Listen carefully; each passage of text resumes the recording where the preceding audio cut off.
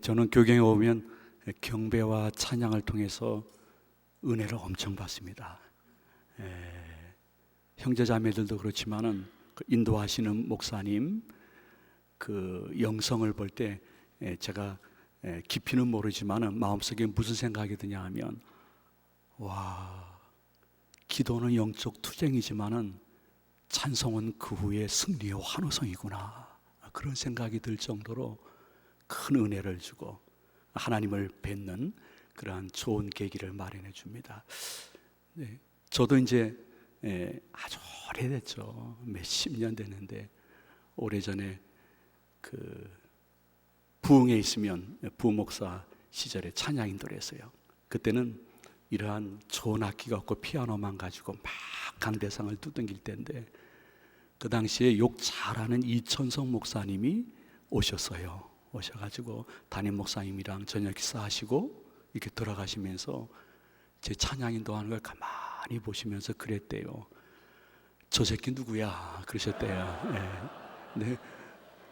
이 정도는 그분에게 욕이 아닙니다. 욕이 아니에요. 그러니까 우리 성천교회 이경배 목사님이 너무 당황해가지고, 무슨 말씀이십니까? 그러니까 저 찬양 인도하는 새끼 누구냐고. 저희 교회 부목사입니다. 그러니까 한참 쳐다보더니 그 새끼 잘하네. 그러면서 가셨다는 거예요. 교육자회 때 말씀하시더라고요. 그 욕이에요, 칭찬이에요? 칭찬이죠. 오늘 가만히 보니까 그 새끼들 참 잘하더라고요. 특별히 그 가운데 있는 그 목사 그 새끼가 제일 잘하는 것 같아요. 자매님들에 대해서는 말하지 않겠습니다. 저 이제 60대요. 나이 한 60대면 두 여자 말만 잘 들으면 된답니다. 제일 먼저는 아내입니다. 아내의 말 잘 들으면 가정도 또 목회도 괜찮은 것 같아요. 두 번째는 그 내비게이션에서 나오는 그 여자의 목소리, 그거 제가 잘 들어야 됩니다. 제가 길치가 됐어요. 길치가 돼가지고. 근데 저는 이제 교경의 원년 이제 창립 멤버입니다. 조용히 우리 교육자들과 16년 동안 한 번도 빠짐없이 이 귀한 은혜의 잔치에 참여했습니다. 제가 정말 웬만한 분의 말은 잘 안 듣는데 두 분의 말은 너무너무 잘 듣습니다. 첫 번째가 이제 하늘나라로 이사하신 그 옥하는 목사님 말씀이라면 제가 껍벅 죽었습니다. 저는 교인들을 제자로 만들지도 못했는데 껍벅 죽었습니다. 그 다음에는 이제 우리 대표회장이신 김경원 목사님 말씀이라 그러면 괜히 그냥 오금이 저리고 성령이 주시는 말씀 같아가지고, 저보러 첫날 저녁 강사하라 해가지고 3명 임원 목사님께 말세지 말에 이런 징조가 나타나면 안 됩니다. 그만두시라고. 세 분에게 다 제가 이제 거절을 했어요. 그랬더니 대표회장님이 전화해가지고 하시는 말씀이, 이 목사 하라면 해. 우리 식으로 얘기하면 까라면 까라는 거예요. 그렇죠? 근데 그 성령의 음성으로 들리더라고요. 대표회장님의 말씀인데 회원이 강사되는 게 옳지 않지만은, 그리고 솔직히 하나님 존전에서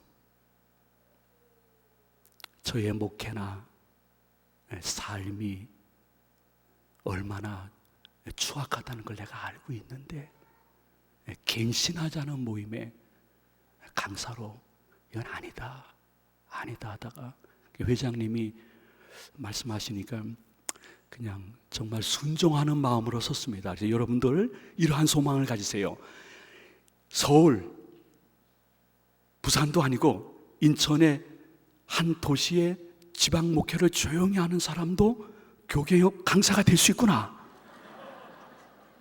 이러한 소망을 가지시고 여러분들도 한번 도전해 보시기를 바라는 마음으로 그냥 제가 쓴 것뿐입니다. 근데 성경을 보게 되면요, 성경은 기록될 당시나 오랜 세월이 흐른 지금이나 하나님의 말씀은 기록될 당시에도 말씀대로 응답됐고 지금도 그 말씀대로 우리 현실 속에 적용이 되고 응답되고 있습니다. 그것을 성경 예언의 이중적 성취라고 얘기합니다. 에레미야 예가도 마찬가지입니다. 에레미야 예가에 보게 되면 선민 이스라엘의 참 하나님 앞에서 실망스러움, 그리고 징벌, 그리고 회복, 이 말씀이 기록이 되어 있는데 이 말씀은 지금 한국교회에도 그대로 적용이 되어지고 진행이 되고 있는 사실을 부인할 수 없습니다. 멸망하는 하나님 앞에서 큰 죄악이 많은 예루살렘을 보면서 에레미야는 두 가지 단어로 그 현실을 표현하고 있습니다. 전에는, 이제는. 슬프다 이 성이여. 영광의 성, 거룩한 성이 어찌 이리 슬픔의 성이 되었는고 하면서, 전에는 여호와만 경외하는 신앙의 구심점이었던 예루살렘이 이제는 우상과 형상이 득실거리는 고통의 성으로 어찌하여 이렇게 바뀌었는고. 전에는 경제와 상업이 부흥해서 많은 사람들이 왕래하던 예루살렘이 이제는 쓰나미가 지나간 도시처럼 어찌 그리 적막한고. 이 말씀을 들으면서 자꾸 한국교회가 연상이 되는 것을 부인할 수 없습니다. 예루살렘이여, 예루살렘이여, 전에는 열방과 열국 중에 큰 자였는데 이제는 남편을 잃고 심지어 자식까지 잃은 과부와 같은 처절한 신세가 되었는고. 전에는, 이제는. 이 말씀이 시공을 초월해 한국교회와 우리 목회에 이미 다가왔음을 그 어떠한 사람도 부인하기 어려울 것입니다. 에레미야는 너무너무 멸망해가는, 또 포로로 잡혀가는 선민들을 바라보면서 그 다음에는 어찌하여 하는 단어를 반복적으로 쓰면서 그 시대를 반영하고 지금 경고의 말씀으로 우리에게 허락해 주고 있습니다. 어찌하여 외동딸, 공주와 같았던 예루살렘이 이방의 포로로 잡혀 강제 노동, 노역을 하게 되었는고. 강압하는 사람들 때문에 낮에는 울지도 못하고 있다가 밤에 슬피 울며 얼굴에 눈물이 범벅이 되건만 그동안 사랑하던 자들이 위로 한마디 없고, 어찌하여 그동안 그렇게 가깝게 지냈던 열국들이 원수가 되었는고. 그 원인이 어디에 있는고? 선민 이스라엘, 하나님의 선택과 축복을 받은 백성들이 어찌하여 이방 바벨론에 3번씩이나 포로로 잡혀가는 비참한 처지가 되어 조롱거리가 되었는고.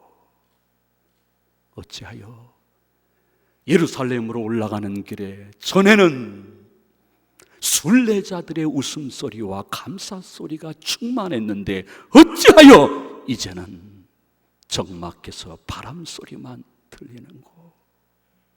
어찌하여 예루살렘이, 어찌하여 한국교회가, 어찌하여 우리들의 목회가 대적들이 머리가 되어지고 원수들이 형통하여 심지어 저항 능력이 없는 어린 자녀들까지, 주일학교까지 이렇게 황폐되어 가는 거.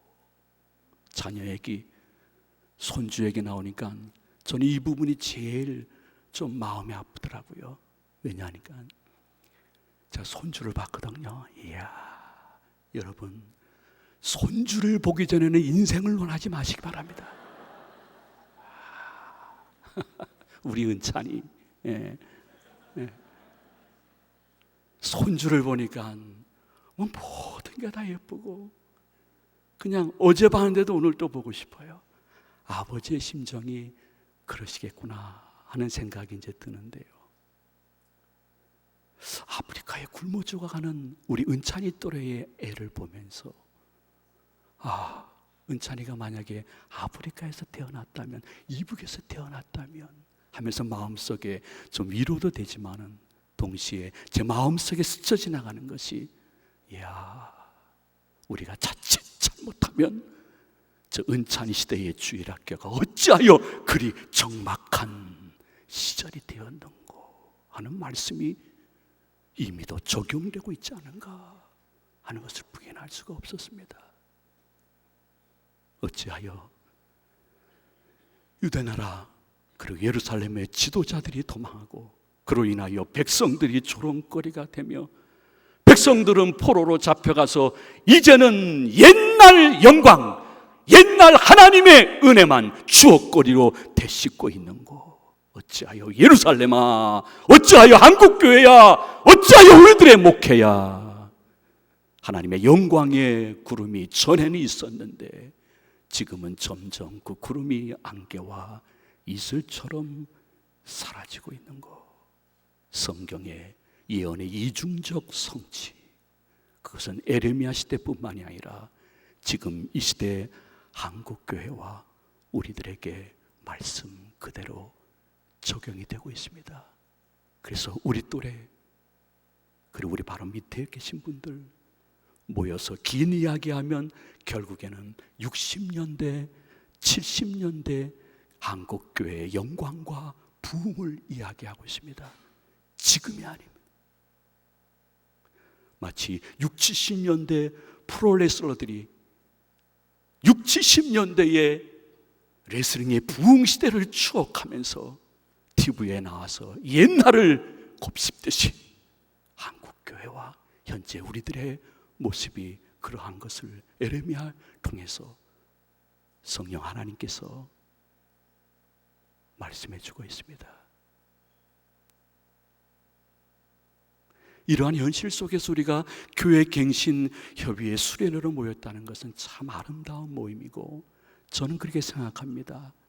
이 모임이 무슨 중앙일간지나 특별한 기독교 방송에서 중계를 안 한다 할지라도 아버지 하나님께서는 너무너무 영광받기도 하지만은 우리들의 이 모습을 보면서 지금 굉장히 행복해 하시며 소망을 보시고 계시다는 것을 여러분이 영의 눈을 떠서 볼 수 있는 은혜의 저녁이 되었으면 좋겠습니다.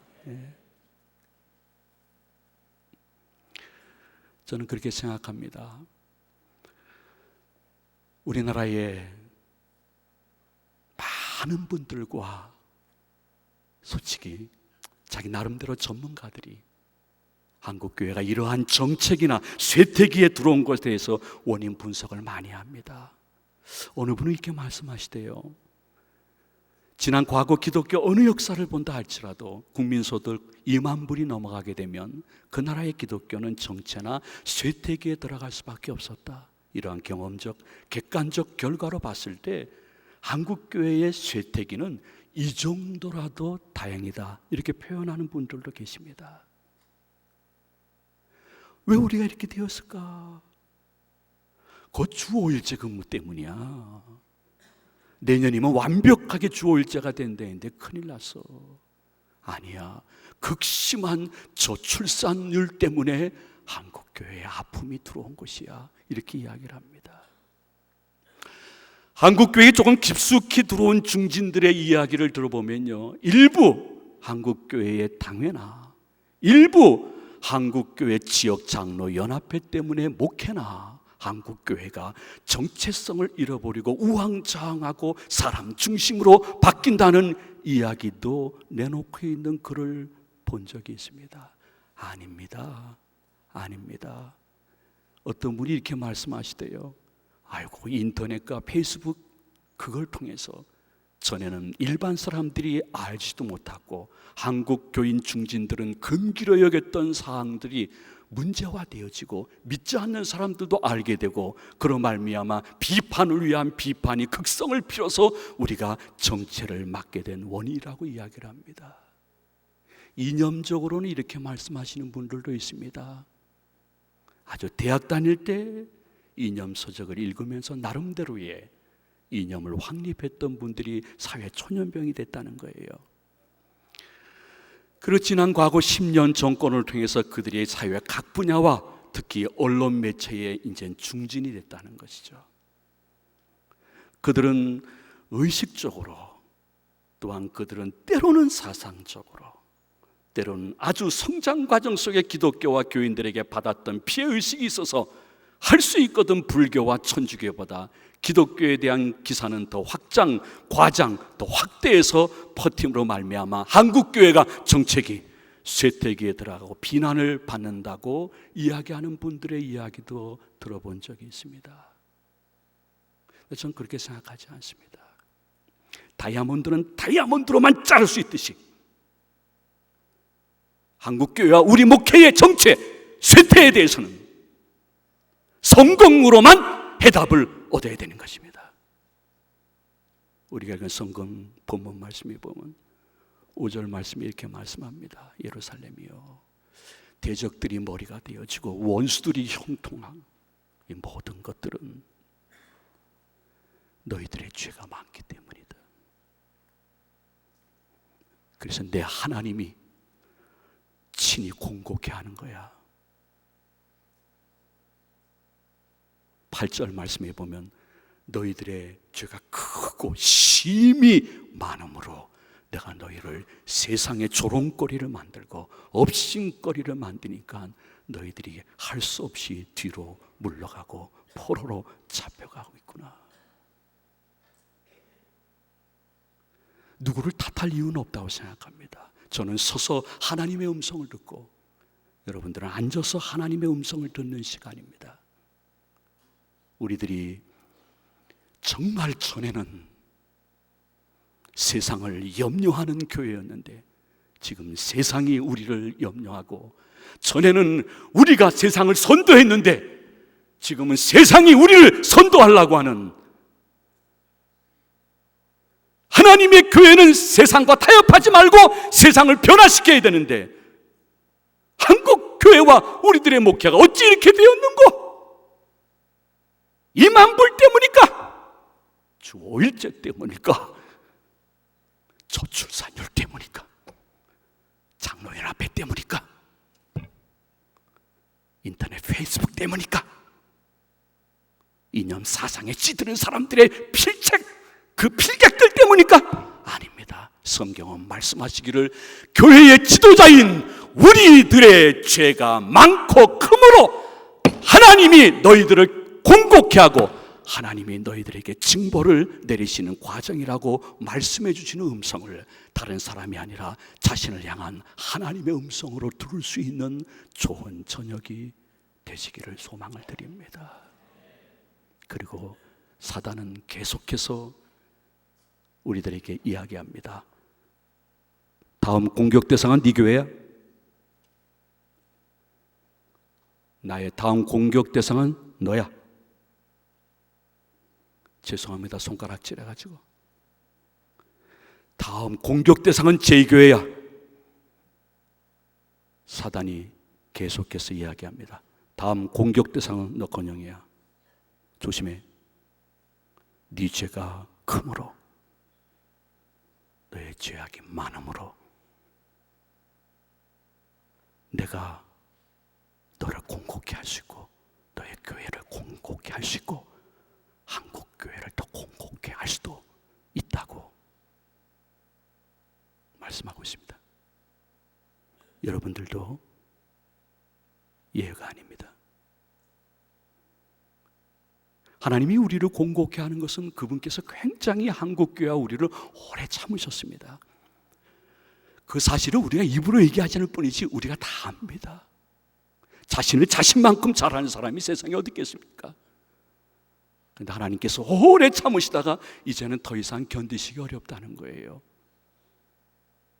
그러나 감사하게도 우리 하나님에 대해서 좀 알지 않습니까?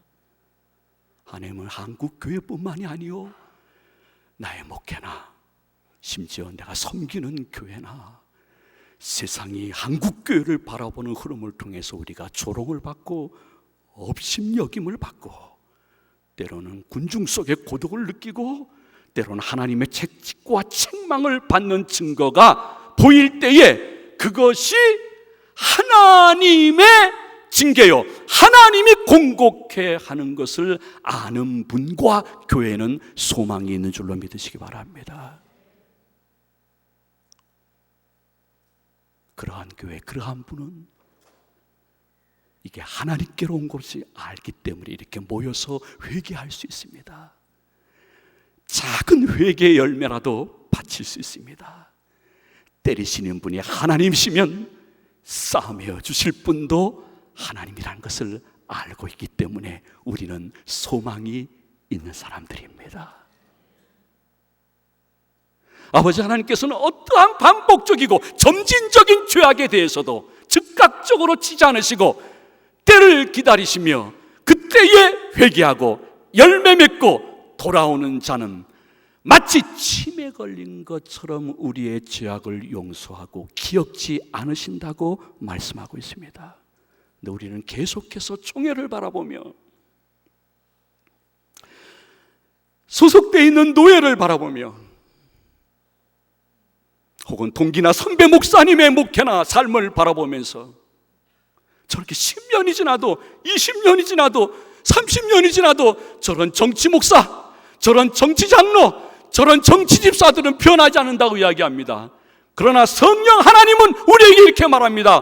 그들이 변하지 않는 것만큼 교회 갱신 협의회 너희들도 그렇게 변하지 않을 수가 있느냐 말씀하고 있습니다. 그들이 변하지 않는 것만큼 갱신한다는 너희들도 어쩌면 그렇게 변하지 않냐? 어쩌면 그렇게 회개하지 않냐? 어쩌면 그렇게 회개 열매가 없냐? 어쩌면 내게 돌아오는 흔적이 없냐?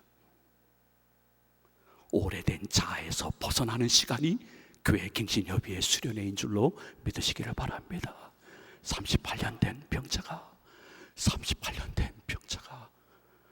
하나님이 기회를 주자 38년 동안 깔았던 자리를 내어 던지고 일어나 새로운 방향으로 전진하는 아름다운 모습을 하나님께 보여드린다 하면 이것이 작은 모임이지만 한국교회에 좋은 나비 효과가 나타나서 징벌 후에 회복의 역사를 우리 당대의 눈으로 보는 아름다운 출발점이 될 줄로 믿으시기를 바랍니다. 저는 하나님은 다음이 없는 사랑의 하나님이라고 생각합니다.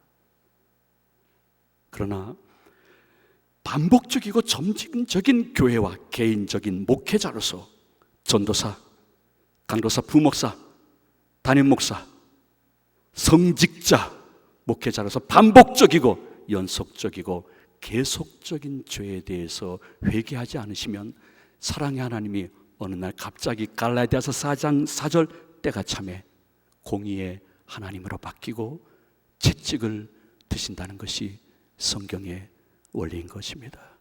우리에게 채찍 드시는 것도 좋은데 우리 자손에게, 손주에게, 예루살렘 성인들이 잘못했는데 그 자녀와 어린 손주까지 저항 능력 없이 바벨론의 포로로 잡혀가는 역사가, 그래서 세상 언론과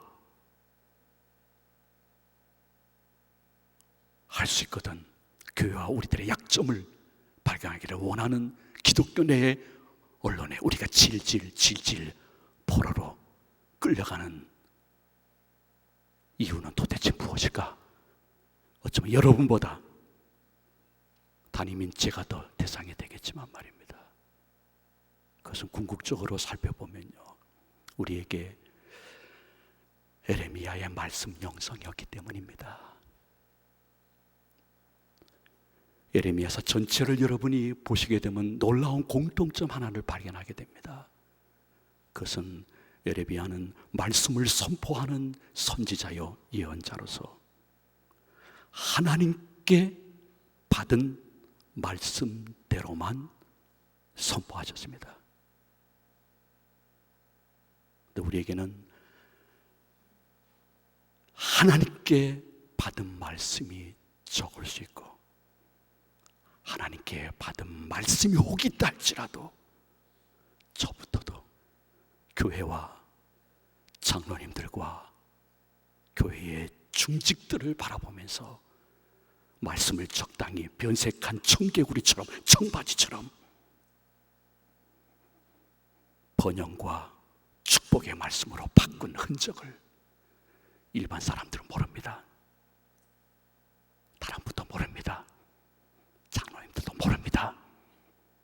하나님은 아시고 바벨론과 산발락과 토비아 같은 사람들을 끄집어내서 그들의 글과 사진과 논평으로 우리를 계속 포로로 만들고 그로 인하여 하나님의 교회가 점점 쇠퇴하거나 점점 멸망케 하거나 점점 불리케 하는 이 역사를 봤을 때 우리가 짧은 2박 3일이지만은 아버지 하나님께 초점 기도하는 중심은 무엇이냐? 아버지 하나님 하나님께 직접 받은 말씀, 내가 컴퓨터로 뽑은 말씀이 아닙니다. 내가 경건서적으로 인용해서 받은 말씀이 아닙니다. 성령의 통제와 감독 속에 하나님께 직접 받은 에레미야 같은 말씀이 있게 하여 주시옵시고 이 말씀을 그대로 선포할 수 있는 영성을 허락하여 주시옵소서. 하나님의 권위를 훼손하지 말라는 것입니다. 하나님의 말씀의 권위를 훼손하지 말라는 것입니다. 하나님의 권위, 하나님의 말씀의 권위는 어떠한 이방의 신비해 보이는 신상이나 태양의 여신이나 농사에 번성을 주는 어떠한 바알신이라 할지라도 살아계신 아버지 하나님 그리고 그분의 말씀의 권위 앞에서는 굴복하고 결국 멸망할 것이니 바벨론을 의지하지 말고 여호와 하나님과 그분의 말씀만 신뢰하라는 것을 눈치 보지 않고 전할 수 있는 에레미야의 말씀 영성. 에레미야 44장 17절 말씀에 보니 거짓 선지자들과 고관들이 선민들을 유혹합니다. 너희들이 이만큼의 평강을 얻고 있고 물질적인 풍요를 누리고 있으며 자녀들이 잘 되고 재난이 다시 돌아오지 않는 것은 바로 저 귀한 신상과 바알과 아스타롯 신상 덕분이니 여호와를 버리고 아스타롯 앞에 절하라고 했을 때에 에레미야는 아니라고 얘기했던 영성, 그것이 말씀 전하는 종부터 너무 연약하고 여러분도 연약하기 때문에 하나님이 알고 교인들이 알고 우리를 싹군으로 생각할 수 있는 가능성이 있는 시대가 지금 다가왔다는 것이에요. 거짓 선지자들이 이야기를 해요. 고관들이 이야기를 해요. 야, 하나님 눈에 보이지 않지 않냐? 야, 하나님 그 손에 만질 수도 없지 않냐? 야, 너 그 가나안 땅 들어와서 하나님 섬기고 너 그 받은 게 뭐가 있어? 별로 없잖아. 너 다시 하나님과 그분의 말씀으로 가게 되어지면 이만큼의 가정의 평강도 무너지게 되고 칼과 기근으로 멸망받을 것이니 내 말을 들으라 했을 때 에레미야는 중심을 잡고 주위의 눈치를 보지 않고 원색적으로 받은 말씀이 있고 그 말씀을 그대로 선포할 수 있었던 것. 하나님은 연합은 좋아하지만은 혼합은 싫어합니다. 우리가 예수 그리스도 안에서 교회경신협의회라는 단체나 또 기타 작곡 모임을 통해서 주님 안에서 연합하는 것은 그분이 너무너무 기뻐하시는 일입니다. 그러나 하나님과 그분의 말씀, 다른 신상과 우상과 여신과 하나님 외에 다른 것을 같이 묶어서 섬기는 혼합은 그분은 너무너무 싫어하십니다. 유기농 요구르트가 있습니다. 거기에 독약을 조금 섞어 보십시오. 유기농 요구르트는 완전히 기능을 상실하고 영향력을 주는 것은 아주 적지만 독약일 것입니다. 그것을 에레미야가 알고 그들의 종국을 알고 멸망과 포로를 알기 때문에 백성들을 위로하고 축복하고 격려하고 그들에게 번영을 주는 선지자의 역할을 잠시 포기하는 것입니다. 그래서 선민들의 우상 숭배를 통한 하나님의 섭섭한 징벌, 포로, 그리고 멸망의 먹구름에 대해서 거침없이 말씀을 선포할 때에 환경이 좋지 않았어요. 왠지 알아요? 그때는 지금과 달리 가나안 땅에 들어간 선민들의 생사화복은 농업에 의해서 가름될 수밖에 없었습니다. 그러므로 날씨에 굉장히 민감하던 시대인 것입니다. 주된 경제의 핵심인 농업이 잘 되어서 번성해서 추수가 많이 돼야 될 그때에 가나안의 땅에 들어간 선민들이 보니 많은 이방 사람들이 신상과 우상과 그 앞에서 경배하면서 그 나타난 결과가 괜찮더라고요. 흔들린 거예요. 그 모습을 보고 에레미야는 계속해서 말씀으로 경고하고 멸망을 이야기하다가 나중에 아니야, 하나님 섬겼을 때보다 이 태양신과 여신에게 우리가 경배했을 때 수확이 좋았어.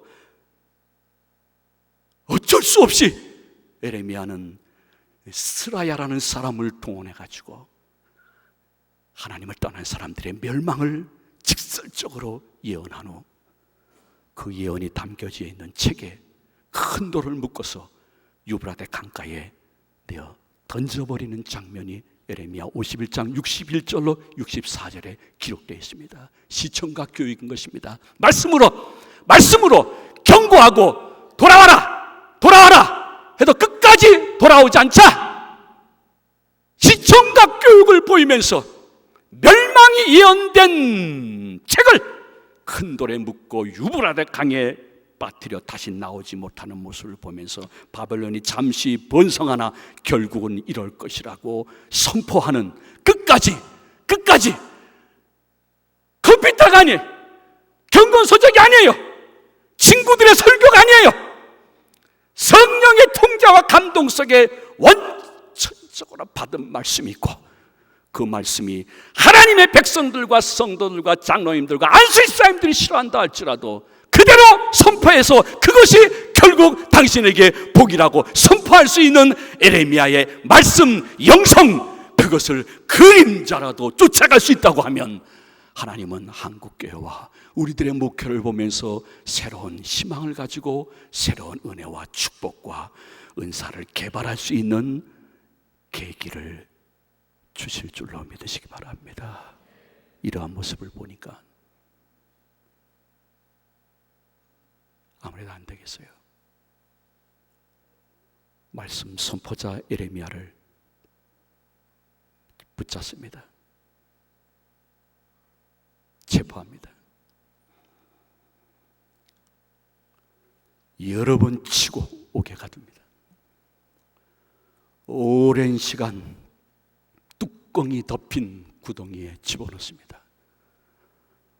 그래도 번영신학에 푹 빠졌던 선민들은 에레미야의 그 모습이 마음에 차지 않았습니다. 목회는 많은 사람들에게 환영받는 목회할 수 없음을 기억해야 됩니다. 때로는 핍박받는 소 속에 들어가되 어떠한 핍박이냐? 내가 잘못했어. 나의 약점이 드러나서 나의 치명적인 인간의 삶, 가정적인 삶, 그것이 드러나서 고난받는 것이 아니요 말씀을 말씀대로 선포하다가 핍박받는 소 속에 들어가는 것이 진정한 목회인 줄로 믿으시기 바랍니다. 이러한 모습 속에 괴로워하면서 많은 다수들은 안 된다. 에레미야를 죽여라. 죽여라. 여론을 형성해 갑니다. 할 수 없이 권세자들이 더 깊은 구렁텅이에 집어넣습니다. 거기에는 물이 없습니다. 진흙창뿐입니다.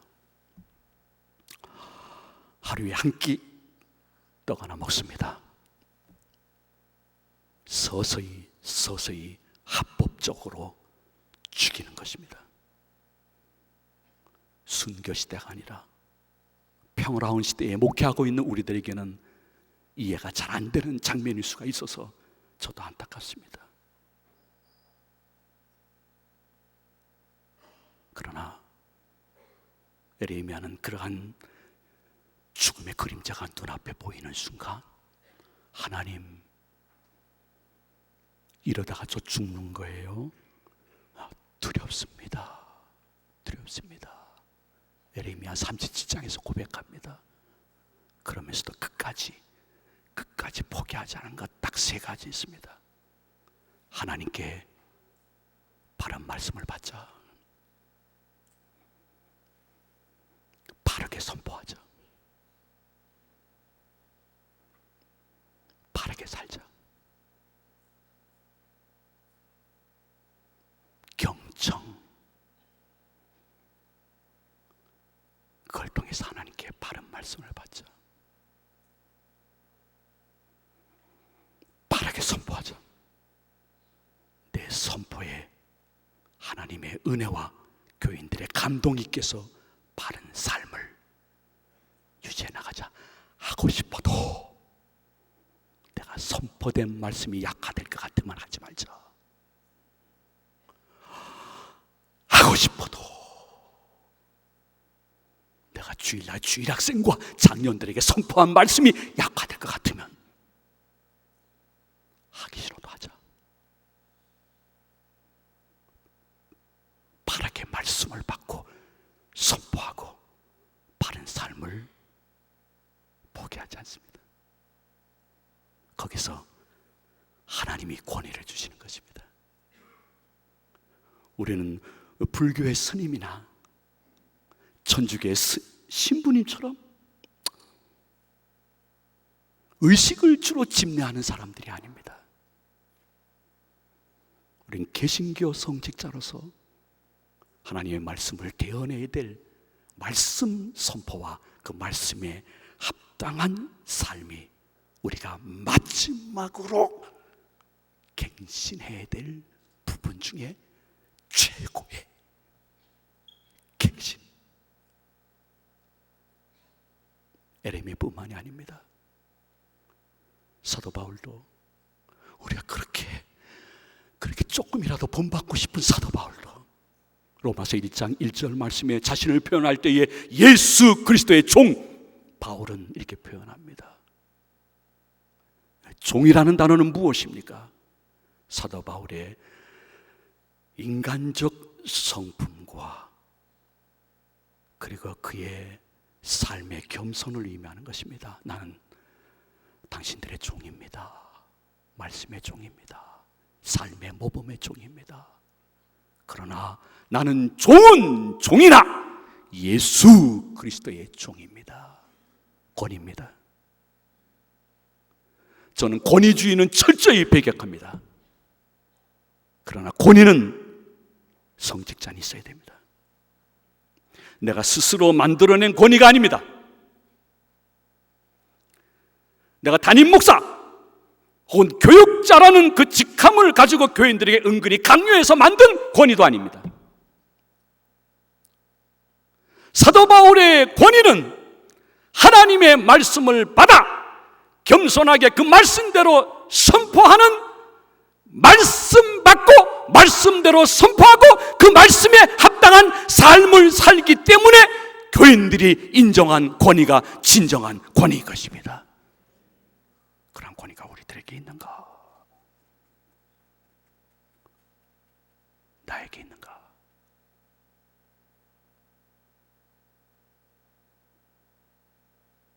나에게 진짜 권위주의가 아니라 그런 권위가 나에게 있는가?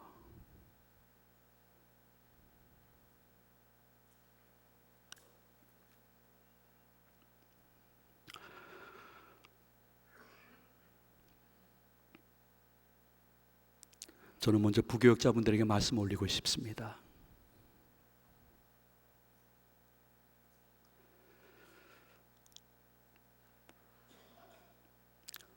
담임 목사님이 오자고 해서 오셨는 줄 압니다. 그리고 와보니까 좋아서 경험이 있어서 오신 분들도 계실 줄로 압니다. 또 족구대회나 농구대회 때문에 오신 분들도 있을 것입니다. 점심 저녁 반찬도 시원찮은데 내가 그래도 준우승이나 3등 해가지고 목사님을 기쁘게 해야지, 비장한 각오로 그렇게 기도하고 있는 분들도 있는 줄 압니다.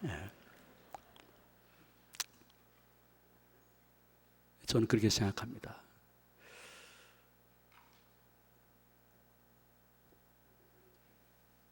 총신 신대원 입학할 때 성경 시험 보듯이 그렇게 하라는 것은 절대 아닙니다. 그럼 저도 못하는 걸요. 그러나 왜 우리는 이렇게 조금 세월이 흐르면서 아직 담임도 안 됐는데 왜 우리는 설교 준비할 때만 성경을 보고 있을까?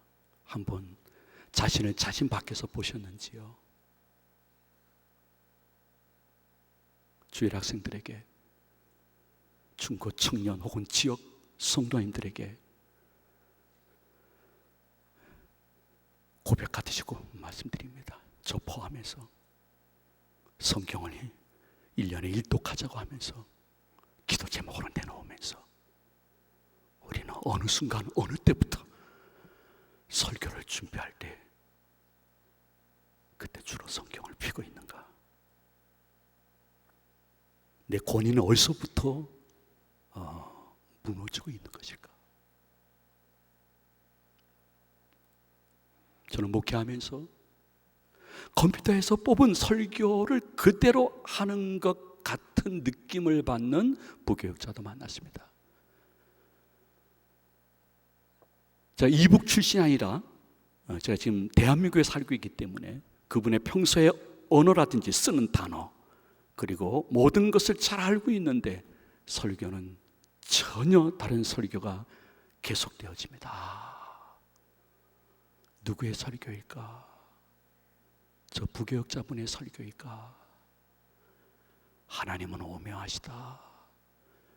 상대방을 모르게 하신 것이 은혜 중에 은혜다. 저분도 날 모르니까 은혜 중에 은혜다 하는 생각도 해봤습니다. 저는 여러분들에게 설교를 몇 달치 준비하라고 말씀은 드리진 않습니다. 여기 우리 교육자들 다 있습니다. 여기 행정 담당 교육자도 있고요. 저 되게 바쁩니다. 바쁜 건 나쁜 겁니다. 그런데 할 수 없습니다. 담임이라는 자리가 그런 모양입니다. 몇 년 전까지는 1년치 주일 오전 설교를 완전 탈구했습니다. 이건 자랑이 아니라 간증입니다. 너무 바빠지니 지금 있는 거 한 6개월치 주일 오전 예배 설교는 항상 탈고된 상태에서 준비되어 어떠한 출판사에서 갖고 가더라도 큰 수정 없이 책을 낼 수 있을 정도로 완벽 탈고가 끝나 있습니다. 제가 6개월 교통사고 크게 당해서 병원에 들어놓여 있어도 전혀 문제 없습니다. 6개월치 가운데 하나 끄집어내어서 주중에 준비해서 주일날 단에 쓸 수 있는 여유분이 있습니다. 그렇게 하라는 것은 아닙니다. 그러나 새털 같은 한 주간이 지나고 있는데 토요일 밤이 되어도 전도사님, 강도사님, 부목사님 아직도 원고가 탈고되지 않았습니다. 하나님이 하시고 내가 합니다. 어디서부터 내 목회의 권위는 무너지고 있을까? 저는 1978년 12월 13일 첫 번째 교육전도사로 설교를 했습니다. 주일 오후 예배 설교였습니다. 그 설교 준비하면서 하나님 앞에 멍청한 서원을 했습니다. 그 서원 때문에 저는 아주 너무 고생을 많이 했습니다. 그 서원이 뭐냐면 하나님, 제가 은퇴할 때까지 어떠한 설교이든지 원고를 보지 않고 설교할 수 있도록 역사하여 주시옵소서, 이렇게 서원을 했습니다. 나 그게 무슨 열정이었지 그게 얼마나 어렵다는 건 몰랐습니다. 서운한 것이니까 서운해 해롭더라도 갚으라고 이야기를 해서 갚기 시작을 했습니다. 1978년 12월 13일부터 지금까지 저는 주일 오전 설교, 오후 예배 설교를 한 번도 원고를 보고 한 적이 없습니다. 적당히 생각나는 대로 하시겠지. 우리 교회 장로님들이 지금 많이 와 계십니다. 왜냐하면 저 담임 목사가 진짜 교육자 데리고 수련회 갔을까? 목포 사랑의 교회 가서 회쳐 먹고 있을까 하고 확인하려고 지금 오신 것 같습니다.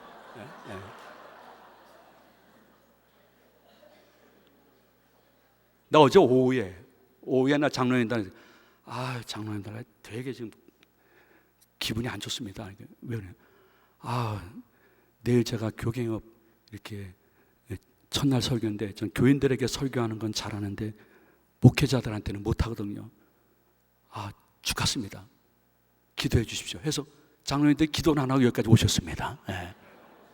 그러니까 우리 장로님들이 여기 계시니까 장로님들이 증인입니다.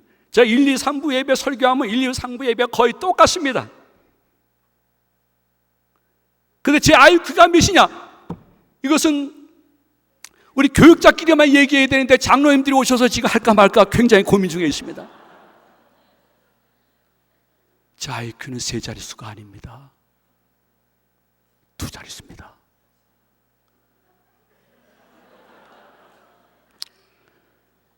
그 8로 시작하지 않고 9로 시작합니다.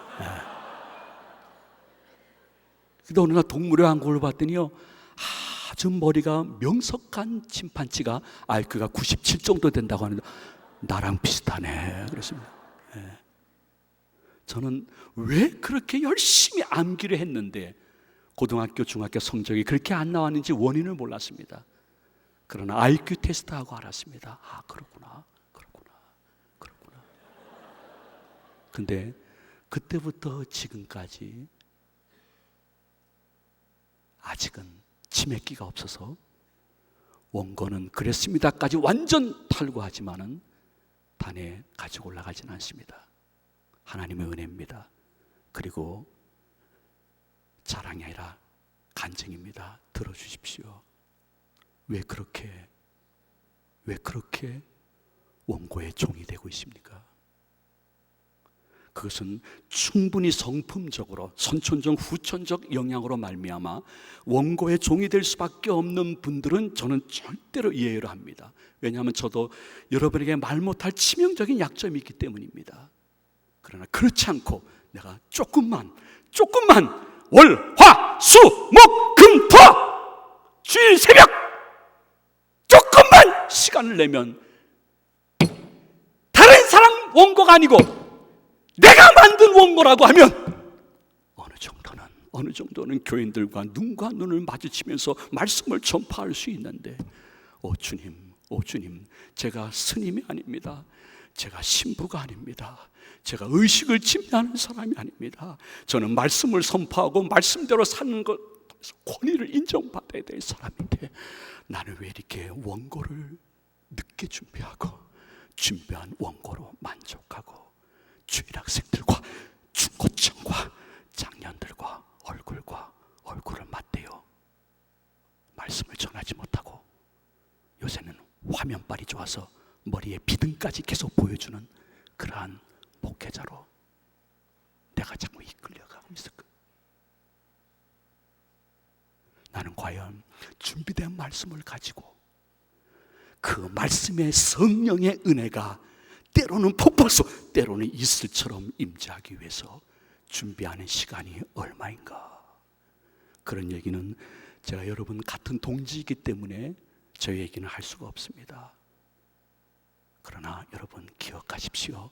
리차드 박스터는 말하기를 네가 준비한 월거에 네 마음이 불붙기 전에 다른 사람들의 마음을 불붙일 생각을 하지 말라고 했습니다. 나는 준비된 원고를 가지고 거기에 성령의 기름 부음을 위하여 준비하는 시간이 과연 일주일에 얼마인가?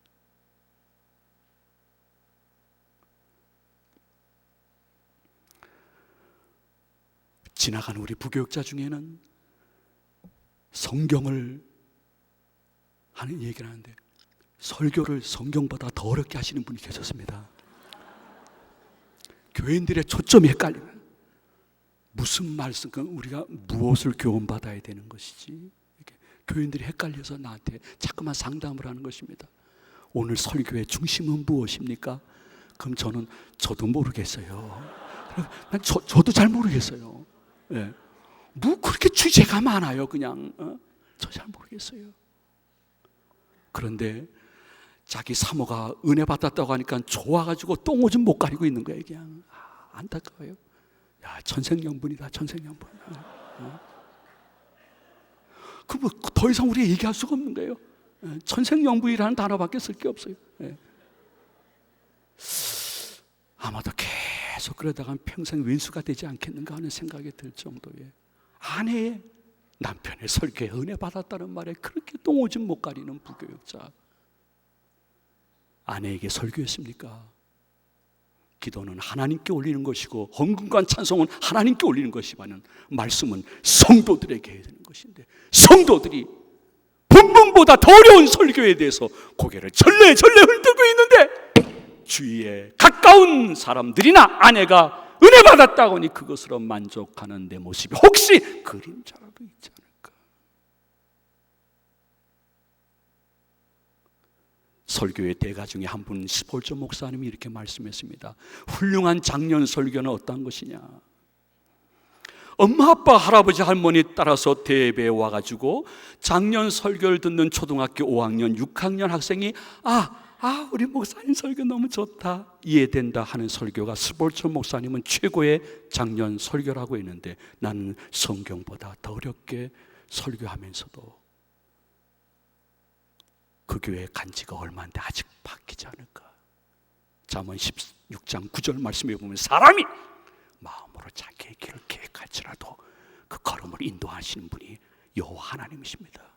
수많은 교회와 수많은 담임 목사님 가운데 그 교회, 그 담임 목사님으로 내 발걸음을 인도하는 것은 우연이 아닙니다. 우연은 불교 용어입니다. 쓰지 말아야 됩니다. 하나님의 섭리여 자신의 목회자로서 발걸음에 인도했습니다.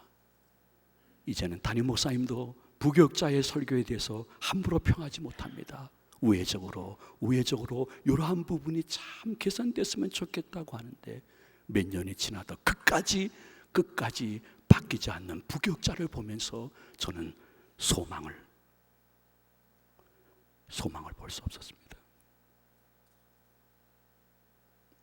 그리고 우리끼리니까 얘기할게요. 우리 다 동지잖아요. 식구고요. 그러니까 우리 전도사님들, 강로사님들, 부목사님, 부목사님 괜찮아요. 전도사, 강로사님들 보게 되면 이 축원합니다 못해가지고 안달하시는 분들이 참 많아요. 그거 목사 되면 평생 하는 거예요.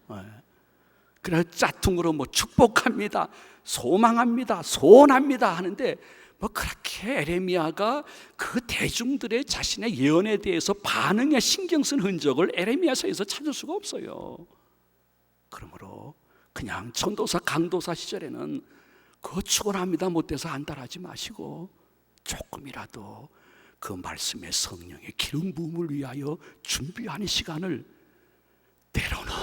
때로는 아내의 양해를 얻어서, 때로는 담임 목사님의 양해를 얻어서 갖는 것이 나는 더 중요하지 않을까?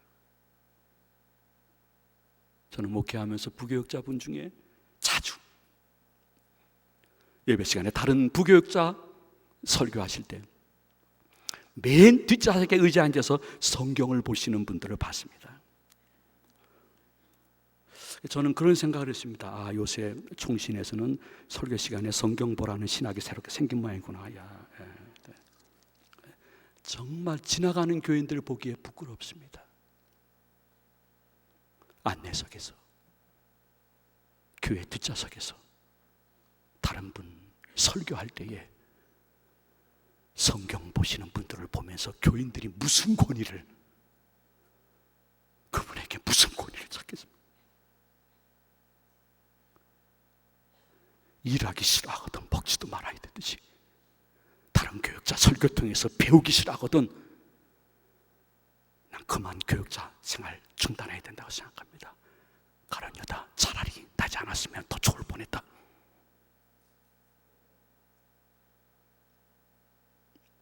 같은 또래입니다. 같은 부교육자입니다. 부목사, 강도사, 남녀전도사 다 한솥밥 먹는 예수 그리스도 안에서 한 피바다 한 몸이는 형제입니다. 같은 부교육자끼리 하나 되지 못하면서 잡음이 교인들에게 들리면서 어떻게 교인들에게 하나 되라는 설교를 할 수 있겠습니까? 그 말씀의 권위가 서지 않습니다. 왜? 교인들이 하나 되지 않은 모습을 보고 당신들이나 잘하셔. 당신들이 잘하셔.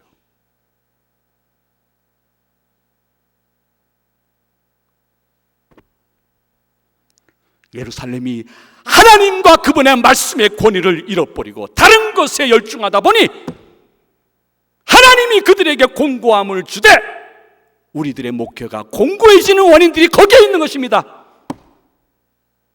그리고 많은 사람들과 바벨론 포로로 잡혀가 죽임당하며 질질 끌려가는 모습이 현재 우리들의 말씀의 자세의 잘못됨 때문에 스스로 자초하고 있다는 사실도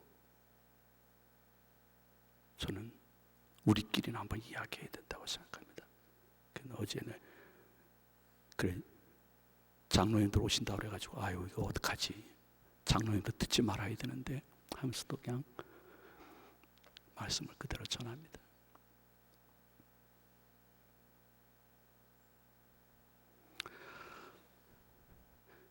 다시 말씀 올립니다.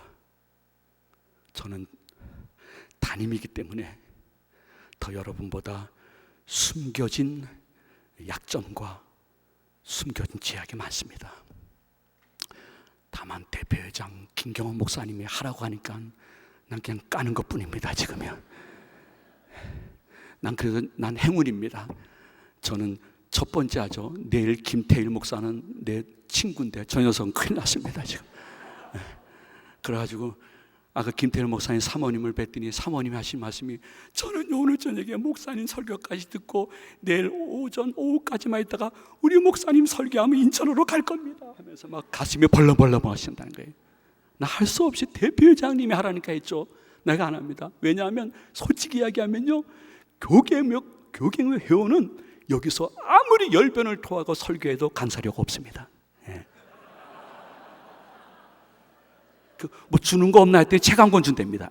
책 한 권. 근데 하나 말씀 올리고 싶어요.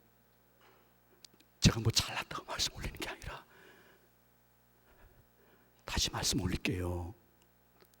이단적 요소가 아니거든. 컴퓨터나 페이스북이나 경건 서적을 통해서만 얻은 것으로 짜집게 하는 것이 아니라 하나님께 받은 바른 말씀, 일부 장로님과 교인들 눈치 보지 않고 주일학교와 장년들에게 바른 선포, 그리고 저전도사님, 간도사님, 목사님 설교는 삶이 입증이 돼. 저분의 삶은 그리스도의 아름다운 전도지고 저분의 언어는 그리스도의 편지고 저분의 행위는 그리스도의 향기야.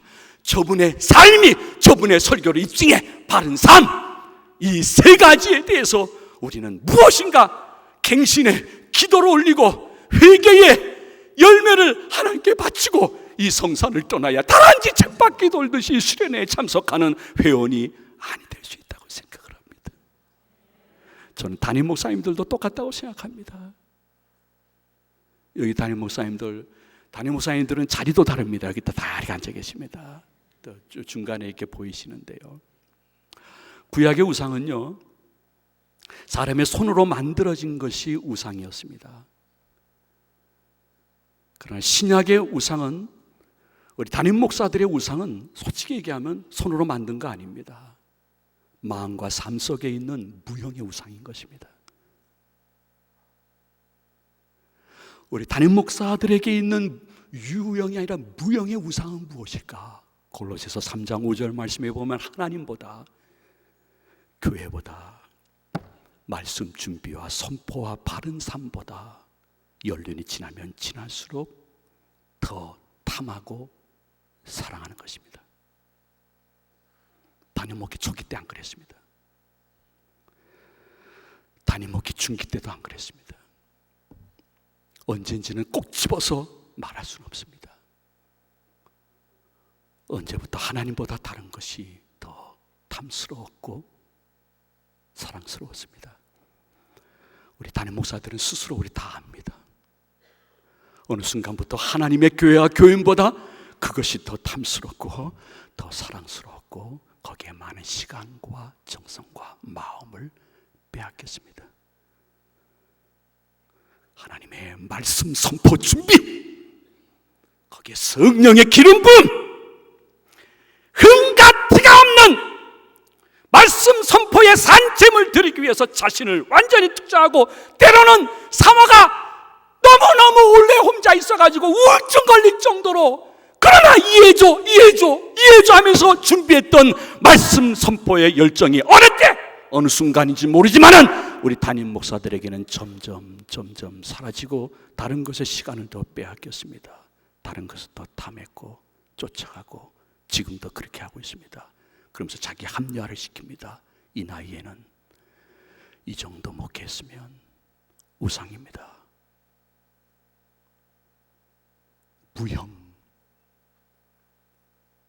우상입니다. 저한테도 우상이십니다.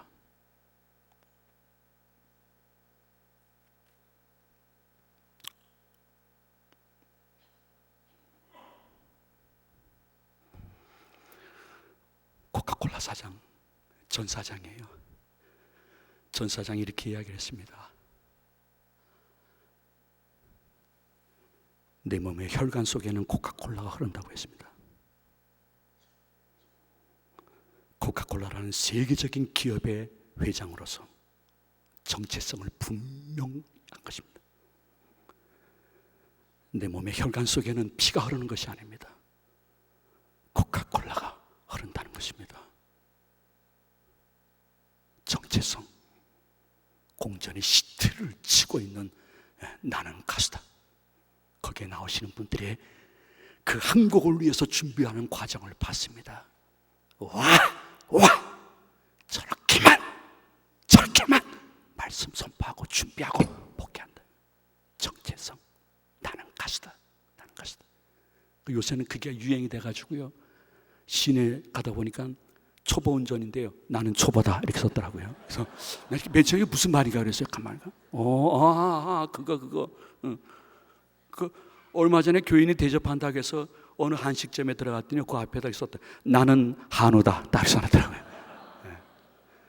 그 순간에 무슨 생각이 들어온가 하니, 저는 요새 손주랑 같이 있는 게 낙이거든요. 우리 아내도 조금 여보 나랑 좀 더, 그래 그럼 당신도 같이 다 하지만 솔직히 아내보다는 손주가 조금 이렇게 더 사랑스러운 것은 또 부인할 수가 없습니다. 그래서 어느 순간 나 딱 그런 생각이 들어. 나는 손주다. 그런 생각이 들더라고요.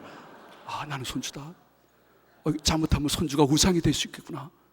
내 정체성은 무엇일까? 손주가 아닌데, 전 코카콜라 회장의 피에는 코카콜라가 흐른다고 했는데 내 목회와 설교 내용 속에 예수 그리스도의 보혈이 흘러야 되는데,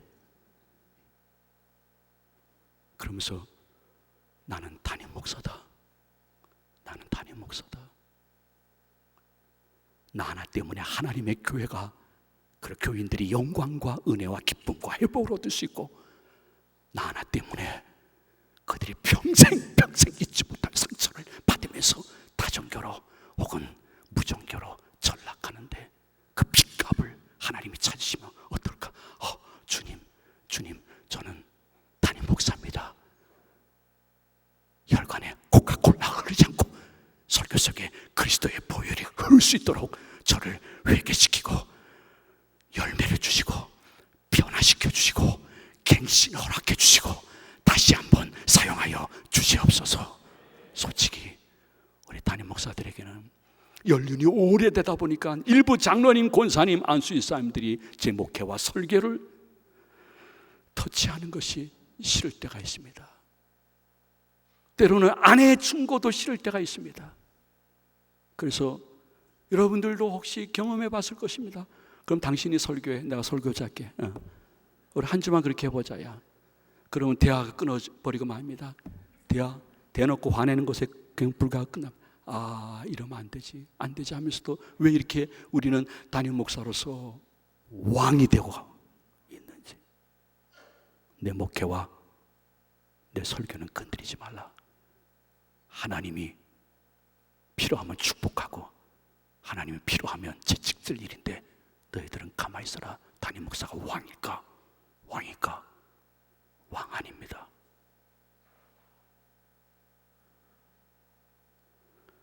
우리가 담임 목회가 다 그런 것은 아닙니다.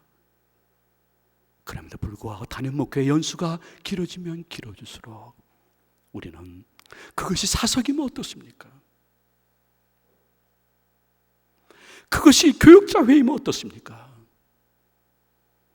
그러나 신실한 교인들이 보는 앞에서 부교육자들에게 반말과 때로는 욕설이 나간다고 하면 내가 큰 회사의 CEO가 아닙니다. 담임인 나도 하나님의 사자고 부교육자들도 똑같은 하나님의 사자고 하나님의 종입니다. 조금 못된 종일 뿐입니다. 아직 목사가 못된 종이고 담임 목사가 못된 종일 뿐입니다. 똑같은 하나님의 종입니다. 우리 장로님들이 오늘 많이 오셔서 저녁을 먹는데 꼭하는 목사님 추모 예배 드리고 저 늦게 갔어요. 식사가 시작이 됐어요.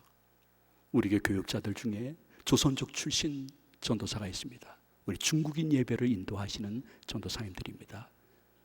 그 전도사가 자원해서 쌈밥집에 여러 야채를 다시 조금 보충해서 갖다 드렸습니다. 그것을 받는 서너 명의 장로님이 동일하게 이렇게 이야기했습니다. 전도사님 감사합니다. 인간적으로 봤을 때는 반말 칙칙해도 될 만한 대상이고 아들뻘입니다. 그리고 조선족입니다. 나그네입니다. 그러나 저는 장로님들의 그 모습과 그 말을 보면서 나는 행복한 담임 목사다는 생각을 했습니다.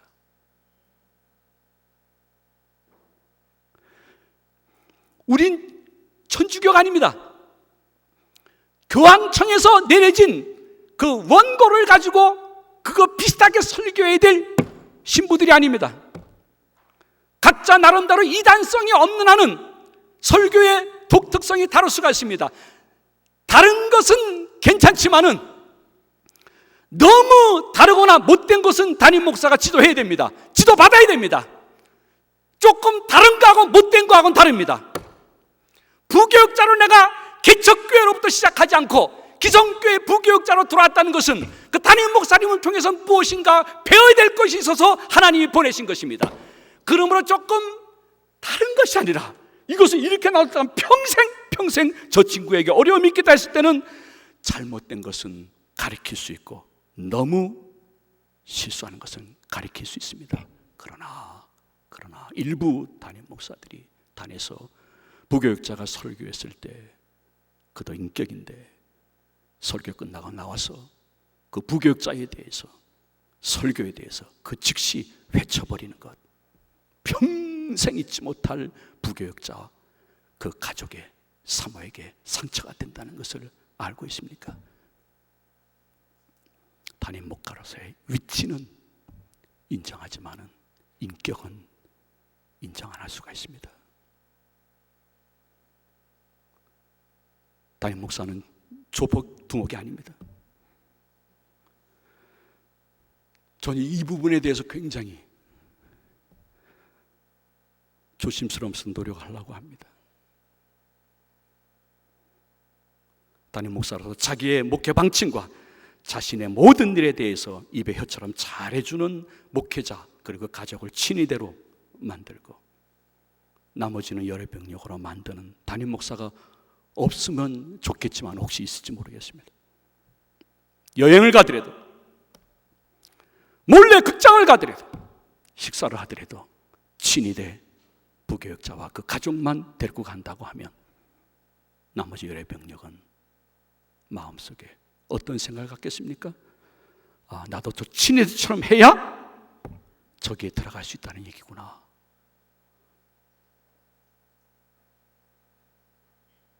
말씀을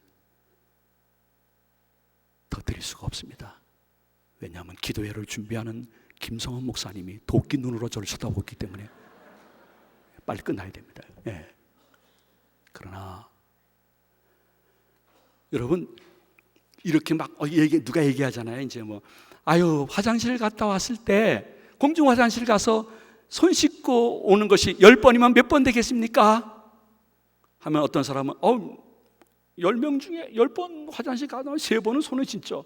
어떤 분, 전 한 5번 정도는 사람들이 씻는다고 생각합니다. 저는 8번 정도는 사람들이 씻는다고 생각합니다. 이렇게 대답하는 것은 자기가 화장실 들어가서 그렇게 그 정도 씻기 때문에 말이 나오는 것입니다.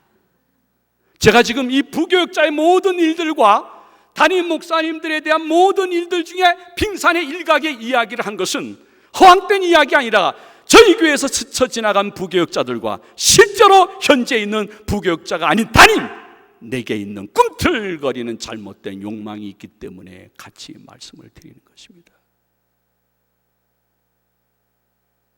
그럼에도 불구하고 아직까지 여러분, 그 교회 담임으로 섬기는 거 감사하고요, 부교육자로 그 교회에 있는 거 진심으로 감사해야 됩니다. 얼마 전에 큰 교회 부교육자로 있다가 개척을 마음에 기도 끝에 결정한 저에게 주신 부목사님이 그러더라고요. 목사님, 큰 교회 있을 때 몰랐는데 개척 시작하고 보니까 작은 교회가 많네요. 힘든 교회들이 너무 많네요. 우린 그래도 행복합니다. 이 행복이 계속 유지되고 하나님 오른손 장중에 쓰임받기 위해서는 에레미야의 마지막 말씀, 나는 가만히 생각해 보니 너무 비쳐나오니 여호와여 저 좀 도와주세요.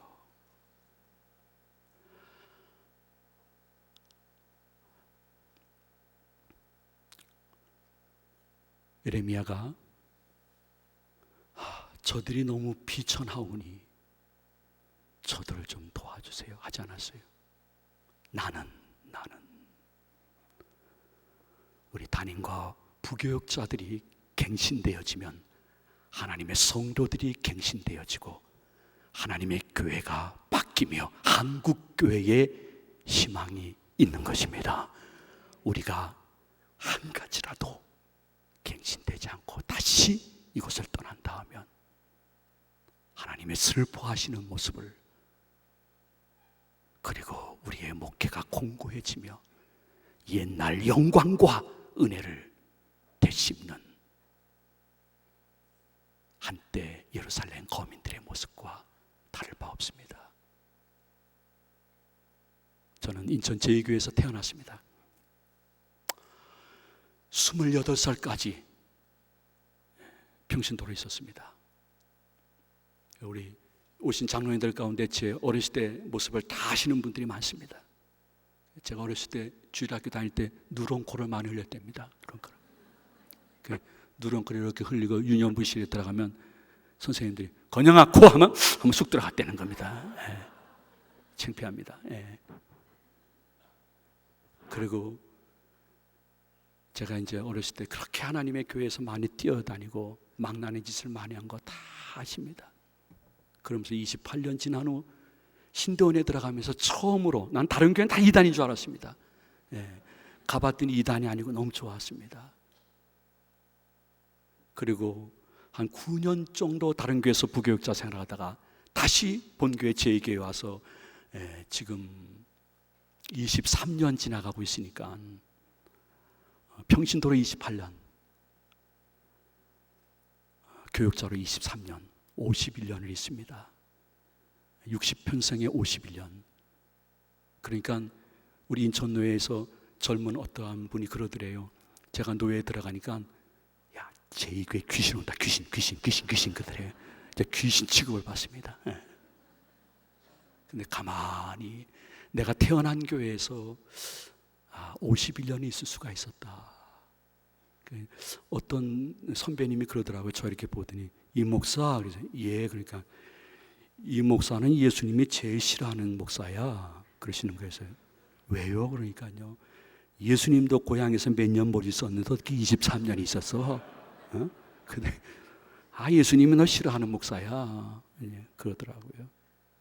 근데 돌이켜보면 모든 것이 하나님의 은혜였고요. 그리고 우리 교회 장로님, 저를 업어주고 존목해주고 키워줬던 권사님, 제 동기 안수집사 권사들이 저 천방지축 건영 선생이 목사가 돼서 왔는데 또 저렇게 실수를 하고 있네요. 그러면서 그들이 어떻게 했는지 알아요? 저한테 탓을 돌리지 않고 에레미야처럼 나는 비쳐나오니 저를 도와주셔서 목사님을 목사님답게 섬기며 만들 수 있도록 역사해달라고. 그래서 제가 목회를 할 수 있었습니다. 저희 교회 63년 역사 가운데 담임 목사님은 딱 2분밖에 교체 안 됐습니다.